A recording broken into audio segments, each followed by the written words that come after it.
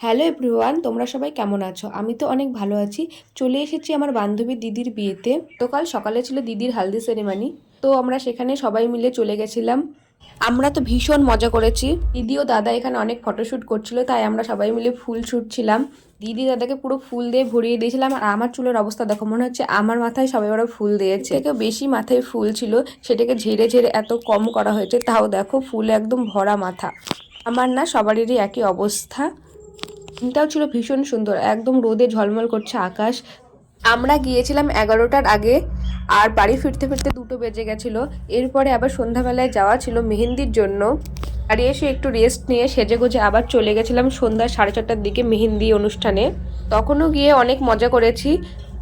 দিদিকে সকালে তো সুন্দর লাগছিল, রাতে যেন মনে হচ্ছিল আরও ভীষণ সুন্দর লাগছিল। দিদি আর বৃষ্টি দুই বোনে মিলে ভীষণ সুন্দর নাচ করেছে। তোমরা বলো তো এটা কোন গানের নাচ? ওরা দুজনে ভীষণ সুন্দর নাচ করে। এরপর একা একটা গানে বৃষ্টি নাচ করেছে। বৃষ্টি তো ভীষণ সুন্দর নাচ করে, ও কোনোদিন নাচ শিখেনি, তাই এত সুন্দর নাচ শিখলে যে কত ভালোই করতো। আজকের মতো বাই।